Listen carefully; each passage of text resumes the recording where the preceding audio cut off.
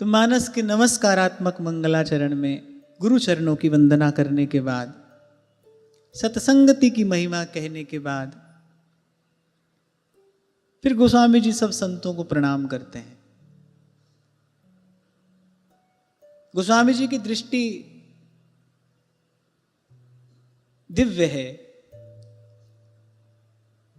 सिय राममय है। इसीलिए संतों को प्रणाम करने के बाद जो असंत हैं उनको भी प्रणाम करते हैं। सबको प्रणाम किया है गोस्वामी जी ने, दुष्टों को भी प्रणाम किया है। और फिर सबको प्रणाम करते करते अंत में गोस्वामी जी कहते हैं, जड़ चेतन जग जीव जत सकल राममय जानि, बंदों सबके पद कमल सदा जोरि जुग पानि।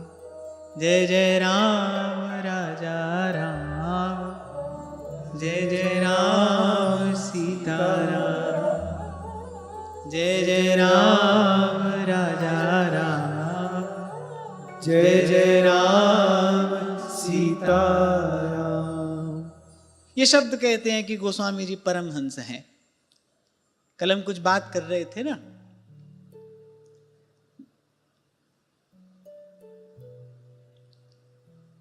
एक है जिसको दोष ही दोष दिखाई पड़ता है, गुण में भी दोष, विषयी। एक साधक है, विवेकी है, गुण दोष समझता है, गुण ग्रहण करता है, साधक है। हंस है, क्षीर नीर का विवेक है, क्या ग्रहण करना है, क्या छोड़ देना है। और कल आपसे निवेदन कर रहा था मैं, मन की शांति कोई चाहे, एक ही उपाय है, गुणग्राही बने।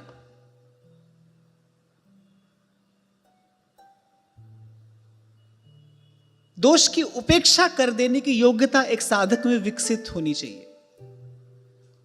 उपेक्षा कर दे, प्रतिक्रिया ना दे,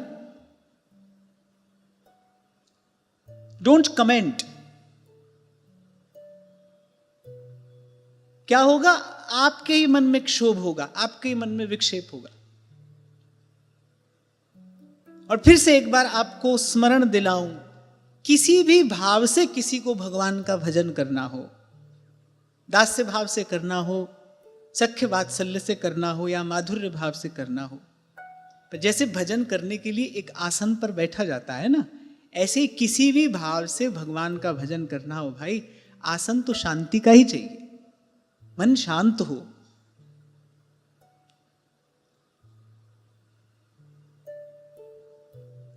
और मन की शांति कोई चाहे, कोई युक्ति नहीं है, कोई और विधि नहीं है, कोई जड़ी बूटी नहीं है, कोई तंत्र यंत्र नहीं है, युक्ति है ये साधक गुणग्राही बने। जहां तक आप जाएंगे, जहां लगी गोचर मन जाई, गुण दोष से ही बना ये संसार है। अभ्यास से ये योग्यता अपने भीतर विकसित की जाती है। भगवान का भजन करना है, प्रभु का भजन करना है, स्मरण करना है, और आप चाहें कि भजन स्मरण में रस हो, उसमें कुछ आनंद की अनुभूति हो, तो फिर उसमें सातत्य चाहिए, निरंतरता चाहिए। वो कब आएगी, कैसे आएगी? जब पहले मन शांत हो। कैसे होगा मन शांत? ऐसे होगा। गुणग्राही बने हम, विश्वास रखें, प्रतिकूल से प्रतिकूल परिस्थिति में भी भगवान ने कुछ मंगलमय विधान किया है, वो मंगल भवन है।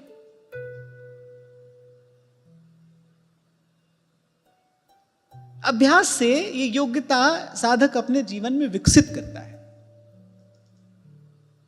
अनेक अनेक स्थानों पर, अनेक अनेक परिधियों में आप देखेंगे अभ्यास की बड़ी महिमा है।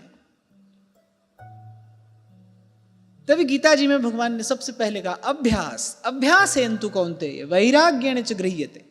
अभ्यास क्या नहीं हो जाता है अभ्यास से? जड़मति होत सुजान, करत करत अभ्यास जड़मति होत सुजान।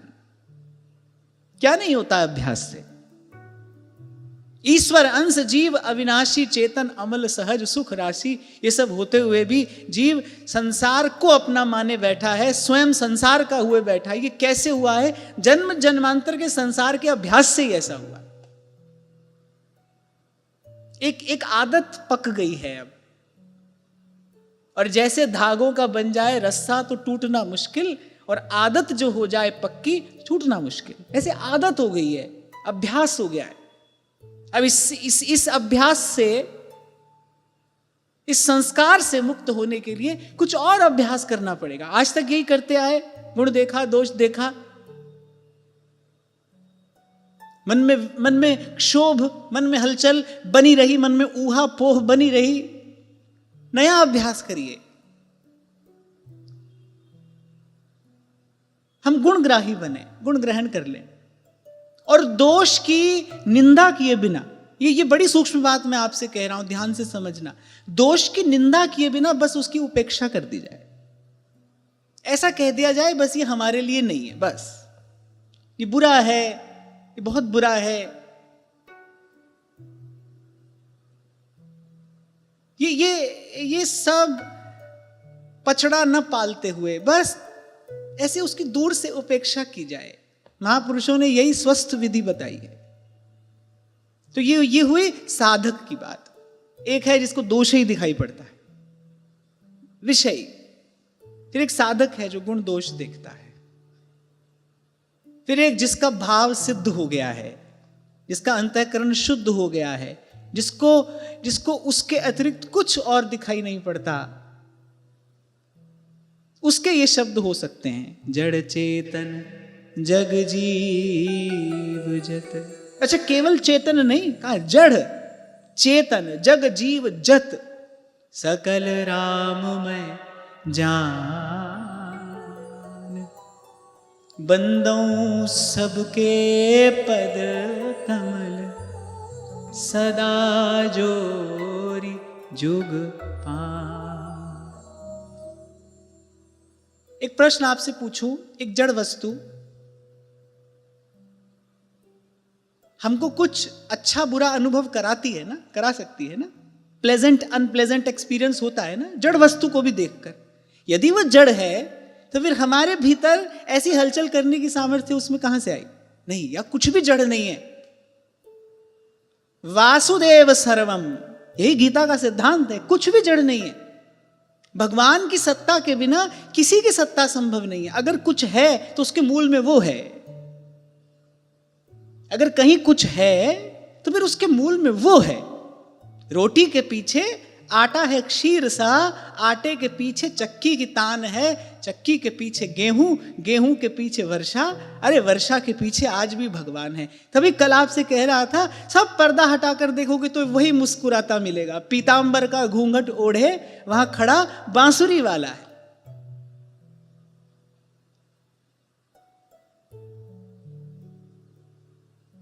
सब प्रभु का ही है, प्रभु से ही है, प्रभु में ही है। कहीं तो ये कहा जाता है ये संसार भगवान ने बनाया है,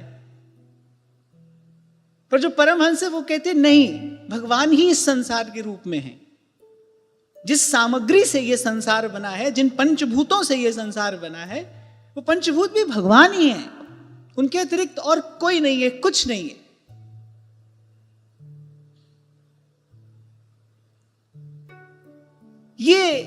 ये सिद्धावस्था है, या फिर ऐसा कह लो ये शुद्धावस्था है।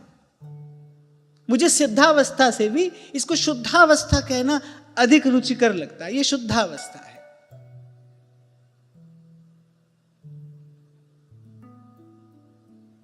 सुसंस्कृत दृष्टि से, भक्ति की सुसंस्कृत दृष्टि से यही दिखाई पड़ता है। जित देखूं तित श्याम मही है। हां, पर अभी हम जहां हैं वहां के लिए तो इतना हो, पहले हम ये अभ्यास करें, गुणग्राही बने। सार सार को गह रहे और थोथा दे उड़ाए। पहले तो इतना अभ्यास हो, एक कदम आगे बढ़ाएं, फिर धीरे धीरे पहुंचे। पर पहुंचना यही है, जड़ चेतन जग जीव जत सकल राममय ध्यान। नहीं चला सके ना कुल्हाड़ी नामदेव वृक्ष पर, कि मैं अपनी पीड़ा दूर करने के लिए किसी को पीड़ा कैसे दूं। हा। माता ने कहा बेटा तू संत है। आगे गोस्वामी जी कह रहे हैं, जब संतों को प्रणाम करते हैं तो कह रहे संत का लक्षण क्या है, वंदऊ संत समान चित्त। जो समत्व को उपलब्ध हुआ है वही संत है। कल आपसे मैं यही कह रहा था कि गुरु की महिमा है, परम महिमा है, सत्संगति की भी महिमा है। जो कही है वैसी ही है, जो कि त्यों है। सत्संग सद्य फल देने वाला है, तत्काल फल देने वाला है। संतों की भी महिमा है, पर भाई गुरु हो, गुरु में वो गुरुत्व, वो गौरव होना चाहिए। हमको सत्संग मिले। किसी भी सभा में बैठकर आप आ गए तो आप ये नहीं कह सकते कि आप सत्संग से आए हैं। किसी भी सभा को सत्संग नहीं कहा जा सकता, किसी भी समागम को, किसी भी समूह को सत्संग नहीं कहा जा सकता। जेहि महु आदि मध्य अवसाना, प्रभु प्रतिपाद्य राम भगवान। Be mindful when you make a choice. ध्यान रखना, आपका जीवन आपके चुनाव का परिणाम है। अपनी समझ विकसित करनी चाहिए। मनुष्य हैं हम, प्रभु की सर्वश्रेष्ठ कृति है, प्रभु की सर्वश्रेष्ठ रचना है। प्रभु ने अपने आप को प्राप्त करने योग्य मनुष्य को बनाया है।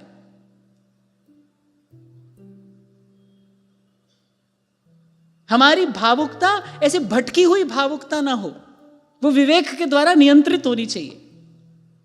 कहीं कहीं वो विवेक के द्वारा नियंत्रित होनी चाहिए। कुछ भी सुन लिया, कहीं भी जाकर बैठ गए,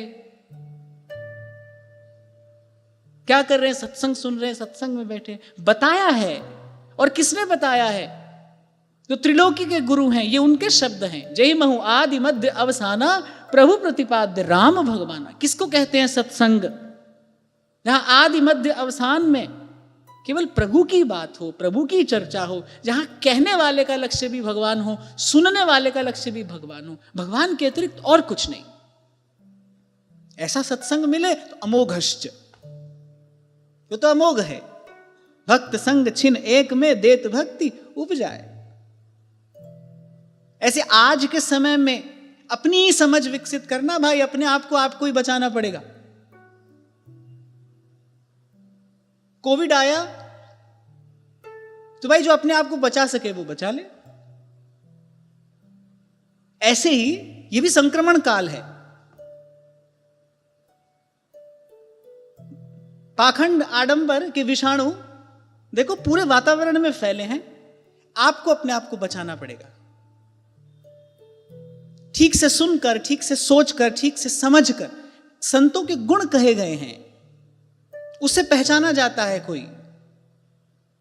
और गोस्वामी जी तो कहते हैं सबसे श्रेष्ठ गुण है वंदऊ संत समान चित, हित अनहित नहीं ढोए। कोई कारण होगा ना, संतों के लक्षण संत कह कर गए, ताकि पीछे चलने वाला कोई पहचान ले। इतने गुण जामे सो संत, श्री भागवत मध्य जस गावे, श्रीमुख कमला कंत। हरि को भजन साधु की सेवा, सर्वभूत पे दाया। हिंसा दंभ लोभ छल त्यागे, विष सम देखे माया।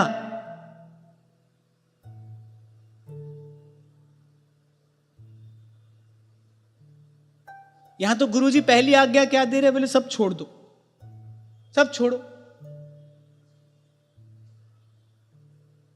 चेला बेचारा पूछता है महाराज सामान बहुत है, कहां छोड़ूं? अरे हमारे पास छोड़ो, यहां छोड़ो, तुम मुक्त हो जाओ, हमारे पास छोड़ो। इसलिए कह रहा हूं थोड़ी अपनी समझ विकसित करिए। मनुष्य हैं आप, फिर आपको स्मरण दिला रहा हूं, आप भगवान की सर्वश्रेष्ठ रचना है। अब भेड़ बकरी मत बने कि कोई भी आपको कहीं भी हाँक कर ले जाए।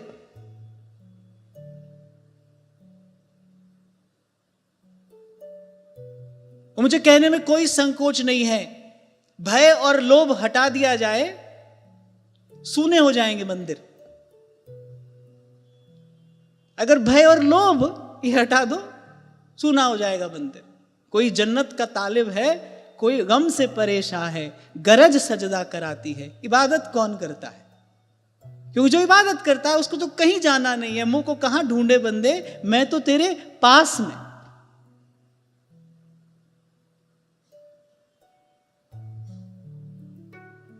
कोई फकीर ही कहता है ना, कोई प्रेमी अनुरागी, वो कहता है धर्मसाल धड़ताली बस दे, ठाकर द्वारे ठग, विच मसीते रैण कुसीते, आशिक रैण अलग। जो बिछड़े हैं प्यारे से, भटकते दर बदर फिरते, हमारा हमारा हमारा यार है हमें, हमारा यार है हमें, हमन को इंतजारी क्या, हमन है इश्क मस्ताना, हमन को दुनिया से यारी क्या। कभी आपने इस शब्द का विचार किया? दुनिया शब्द में ही अर्थ छिपा रहता है। दुनिया का अर्थ होता है जिसके दो छोर हों, दो सिरे। अगर आप थोड़ा विचार करो तो ये जो मन है ये कभी दुनिया का हो नहीं सकता। क्यों? क्योंकि मन का एक तार है, मन का एक तार है, इसलिए मन को एक तारा कहा है संतों ने। मन में एक तार है। एक ही समय आपका मन कभी दो स्थान पर नहीं लगेगा, देखना। एक समय दो स्थान पर नहीं लगेगा, एक क्षण में तो दो स्थान पर पहुंच जाएगा, पर एक समय दो पर नहीं हो सकता। जहां राम तहां काम नहीं, जहां काम नहीं Ram. So it's totally incompatible. ये दुनिया है, इसके दो सिरे हैं, दो छोर हैं। हाँ, नीलाव जीवन मरण, जस अपजस, निंदा स्तुति मान अपमान, मन का एक तार है। अब ढूंढो एक कौन है? कोई ऐसा भी है जो एक हो, दूसरा ना हो, जिसके जैसा दूसरा ना हो? तो है ना, ढूंढने निकलिए। एको हम द्वितीयो नास्ति, वो स्वयं घोषणा करता है, मैं हूं एक। मनुष्य रूपा से कहा भगवान ने, मनु जी ने कहा आपके जैसा कोई, आगे सुनेंगे आप। भगवान ने कहा नहीं भाई, हमारे जैसा नहीं है कोई, मैं एक ही हूं, एक। तो सजातीय का सजातीय से मिलन होता है, विजातीय से नहीं। मन का एक तार है, एक तार पर एक ही स्वर बजता है, एक तारे पर एक ही स्वर बजता है ना। बड़ी अच्छी लगती है मुझे ये बात। संत अपनी हर क्रिया से, अपनी हर करनी से कुछ सिखाता है। आप मीरा जी के हाथ में देखिए, एक तारा है। रैदास जी ने एक तारा दिया, एक तार। सूर के हाथ में देखो, एक तारा है, एक तारा। रैदास जी ने अपना ही एक तारा बाईसा को दिया था, एक तार है उसमें, एक ही स्वर। कृष्ण हे कृष्ण हे कृष्ण हे कृष्ण हे कृष्ण हे कृष्ण हे कृष्ण हे कृष्ण हे।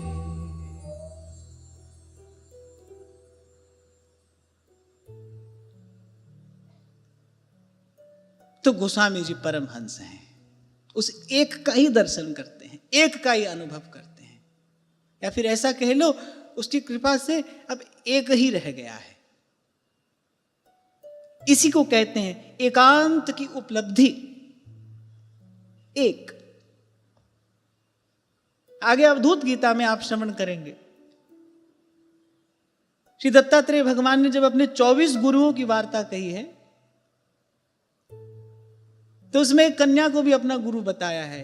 क्या सीखा उससे? उसके हाथ में चूड़ी है, वो धान कूटती है, चूड़ी बजती है, और परिस्थिति ऐसी है कि कोई शोर, कोई हलचल, कोई स्वर नहीं होना चाहिए। एक एक करके वो चूड़ी उतारती है, दो दो चूड़ी रह जाती है, तब भी कुछ स्वर है। फिर जब एक रह गई तो सब शांत।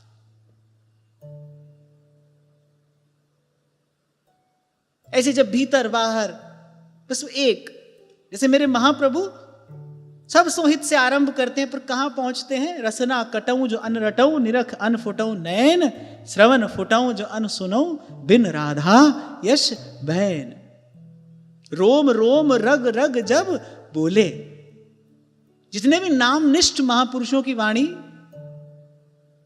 उनकी कृपा से मेरे देखने में आई, वो सब नाम जप का प्रसाद, नाम जप की परम सिद्धि यही कहते हैं। बस सांस सांस नस नस से रसे, सपने में भी न बिसरे नाम।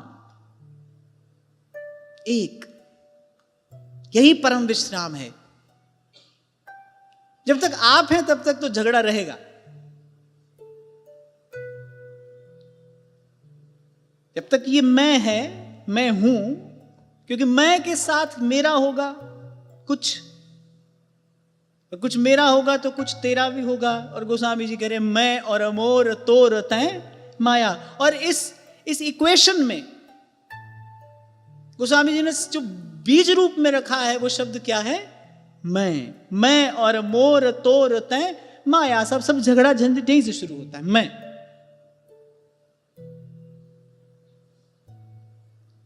ये जो सूक्ष्म अहम है, इसका भी नाश हो जाए।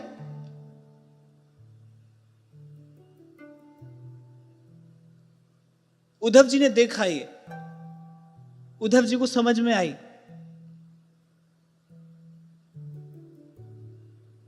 कि ज्ञान की जो सर्वोच्च अनुभूति है वो उद्धव जी को प्राप्त है।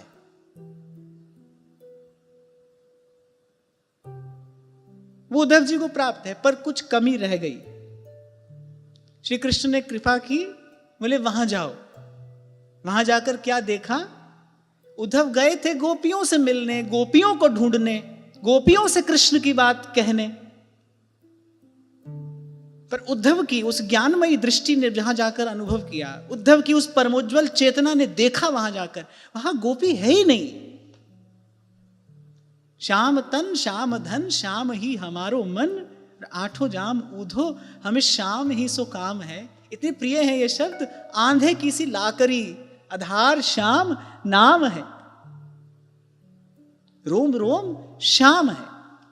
तभी कहा गोपी ने, प्रीतम को पतियां लिखूं तो प्रीतम होए परदेश, तन में मन में प्राण में वासो कौन संदेश। वासो कहा संदेश?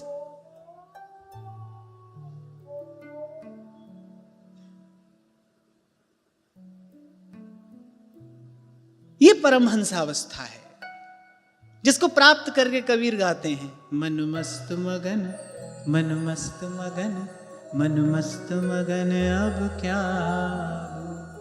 अच्छा, बड़ा अद्भुत आश्चर्य है कि जो जानने योग्य है, कायदे से जिसको जान लेने के बाद ही कुछ कहना चाहिए, उसको जानने के बाद कहने की इच्छा नहीं होती। पहले भी आपसे कभी मैंने निवेदन किया था, ज्ञान आपको मौन की तरफ लेकर जाता है, जानकारी आपको वाचाल बनाती है। 4 किताब पढ़ लो, कुछ यहां वहां से सुनकर इकट्ठा कर लिया, ले चलो कथा सुनाओ। जानकारी आपको वाचाल बनाएगी। लेकिन यदि वस्तुतः ज्ञान हुआ है गुरु की कृपा से, यदि वस्तुतः ज्ञान स्फुरित हुआ है आपके भीतर, वह आपको मौन की ओर लेकर जाएगा। जो कहे सो जाने नाही, और जो जाने सो कहे नहीं। तभी ध्रुवदास जी कहते हैं, अरे वो देश है तहां बोली वो भार री। कहते हैं ना भट्ट जी, कासो कहो कौन पति आवे, कौन करे बकवाद, कैसे कह जात गदाधर, गूंगे को गुड़ स्वाद। व्यास जी जब तक जानकार थे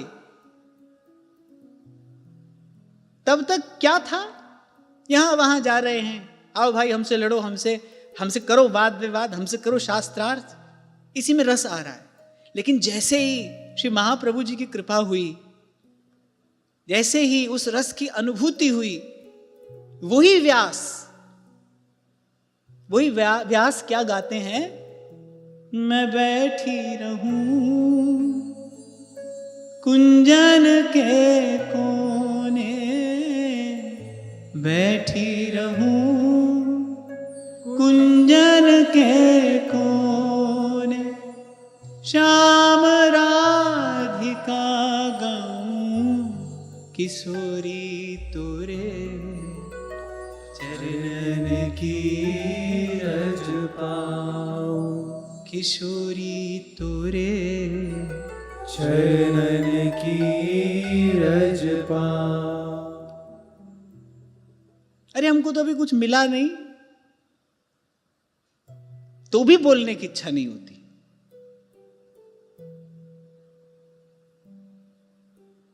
अब ये जो थोड़ा सा समय मुझे मिला, बड़ी प्रभु की कृपा रही, बड़े आनंद से ये समय व्यतीत हुआ। बीच में एक बार पूज्य महाराज श्री से ऐसे मेरा संवाद हुआ। महाराज जी ने कहा अब तो बहुत दिन हुए।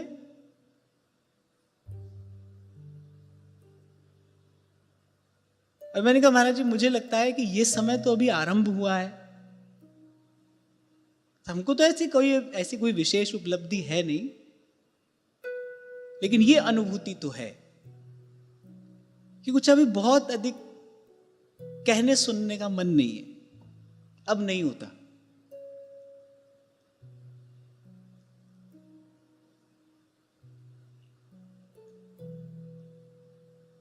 कहना पड़ा ना तभी कबीर को, क्योंकि जब मन मस्त मगन होता है, या मन मस्त मगन, अब क्या बोले। हीरा पाया गांठ गठियाया, हीरा पाया गांठ गठियाया, बार बार वाको क्यों खोले, मन मस्त मगन, मन मस्त मगन, मन मस्त मगन, अब क्या। सुंदर संगीत कहीं बजता हो, सुंदर राग कहीं कोई गाता हो, उस रस को यदि पीना है, उस रस को यदि ग्रहण करना है, तो बोलते बोलते तो नहीं ग्रहण किया जा सकता ना। सुंदर स्वर लहरी कहीं बजती हो, सुंदर राग कोई गाता हो, उसको यदि आपने, उस रस को यदि आपने ग्रहण करना है तो आपको मौन होना पड़ेगा ना। बोलते बोलते कैसे वो रस ग्रहण किया जाएगा। वो जो अनहद नाद है उसको भी यदि सुनना है तो पहले मौन होना पड़ता है, फिर सुनाई पड़ता है, गगन में आवाज हो रही झीनी झीनी। और साधारण मौन नहीं, गंभीर मौन, जैसे सागर के तल पर शांति होती है, गहन गंभीर, सारा अस्तित्व थम जाता है वहां जाकर कोई देखे तो। ऐसा गंभीर मौन, क्योंकि जो आवाज है ना झीनी है, शोर नहीं है, वो शोर नहीं है जो दूर से सुनाई पड़ जाए। गगन में आवाज हो रही झीनी झीनी, गगन में आवाज हो रही झीनी झीनी। सुनता है गुरु ज्ञान सुनता है गुरु ज्ञानी, सुनता है गुरु ज्ञानी, गगन में आवाज हो रही धीमी धीमी, गगन में आवाज हो रही धीमी धीमी, गगन में आवाज हो रही धीमी धीमी। क्या कोई अमूल्य रत्न किसी आभूषण में पिरोता होगा? जैसे जैसे इन संतों ने शब्द पिरोए हैं। एक एक शब्द गुरु है, क्योंकि उसमें गौरव है। एक शब्द आप इधर से उधर नहीं कर सकते। दूर से कोई हल्की सी आवाज आती हो, आपके साथ 4 लोग बैठे हैं, आप सबको क्या कहते हैं? अरे चुप चुप, सुनो, दूर से आवाज आ रही है। ऐसे कबीर कहता है वो स्वर कहाँ बज रहा है? गगन में, बड़ी दूर। और आवाज भी कैसी है? झीनी। सुनना है तो बड़ा गंभीर मौन चाहिए। इसलिए जहां से आज चर्चा आरंभ हुई, जब तक गुण दोष देखोगे तब तक इस मौन को उपलब्ध नहीं हो सकते। एक किनारे होने के लिए एक निश्चय चाहिए, और वो एक निश्चय क्या है? जड़ चेतन जग जीव जत सकल राममय जान। एक निश्चय चाहिए, फिर सुनाई पड़ती है वो आवाज। कहत कबीर सुनो भई साधो, कहत कबीर सुनो भई साधो, कहत सुनो भई साधो, कहत कबीर सुनो भई साधो। जाए अगम की वाणी, गगन में आवाज हो धीमी धीमी, गगन में आवाज हो रही धीमी धीमी, गगन में आवाज हो रही धीमी धीमी। सुनता है गुरु ज्ञानी, सुनता है गुरु ज्ञानी, सुनता है गुरु ज्ञानी, गगन में आवाज हो रही धीमी धीमी, गगन में आवाज हो रही धीमी धीमी, गगन में आवाज हो रही धीमी धीमी। कहत कबीर सुनो भई साधो, कहत कबीर सुनो भई साधो, कहत कबीर सुनो भई साधो, जाए अगम की वाणी, गगन में आवाज हो रही धीमी धीमी, गगन में आवाज हो रही धीमी धीमी, गगन में आवाज हो रही धीमी धीमी, गगन में आवाज हो रही धीमी धीमी। और यही तो वो नाद है जिसको सुनने के बाद बाईसा कहती है, राणा जी रूठे मारो काई कर लेसी, मैं तो हरिगुण गास्या रिमाई। आपने सुना होगा, हिरण जो होता है ना, वो संगीत में, स्वर में आसक्त होता है। व्याध जब हिरण का शिकार करता है ना, तो संगीत सुना कर ही करता है।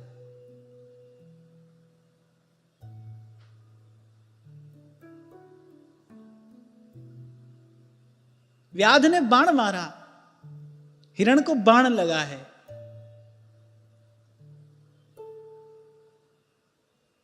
प्राण जाने को है, बड़ी पीड़ा है, बड़ी छटपटाहट है। नेत्रों से, हिरण के निश्चल नेत्रों से अश्रु प्रवाहित होते हैं। पर वो हिरण कहता क्या है? व्याध से क्या कहता है? सींग बेच पैसा करो। हिरण के जो सींग होते हैं मूल्यवान होते हैं। सींग बेच पैसा करो और मांस रांध तुम खाओ। इस मांस को रांध कर खा जाना। सींग बेच पैसा करो, मांस रांध तुम खाओ, पर इस मृग छाला पे बैठकर फिर वही गीत तुम गाओ। वो जो गीत सुनाकर तुमने मुझे मोहित किया था ना, उसके प्राण जा रहे हैं। पर वो जो स्वर लहरी बाधित हो गई ना, वो सही नहीं है। प्राण जाने की पीड़ा से बड़ी पीड़ा है कि वो जो स्वर था, वो जो संगीत था, वो अब सुनाई नहीं पड़ता।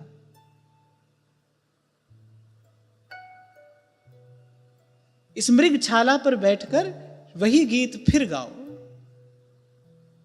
तो जब वो नाद सुनाई पड़ता है ना, फिर कोई पी जाता है विष का प्याला चरणामृत कहकर। फिर कोई बादशाह की आंख में आंख डालकर कहता है। सिकंदर के सामने पेश किए गए कबीर। अब प्रोटोकॉल है, बादशाह के सामने कोई गया है तो उसको सलाम बजाना चाहिए। कबीर सलाम नहीं करते। बादशाह क्रोधित होता है, मार दो इस काफिर को। ठहाका मारकर हंसते हैं कबीर।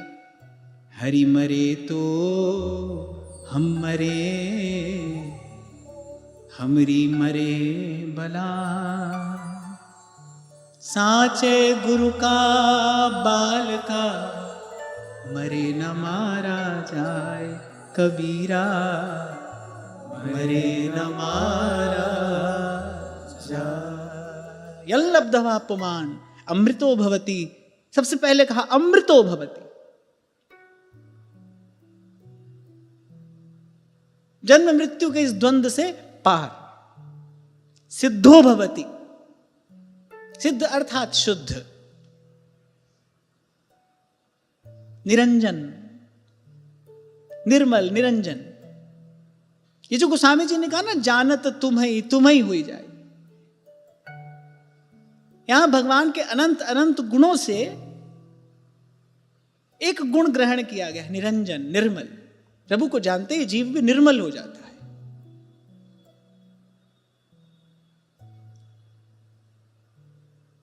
अमृतो भवति, शुद्धो भवति। और फिर कहा तृप्तो भवति। जहां ही लहे कछु लय न की, फिर चाह न ही में होए।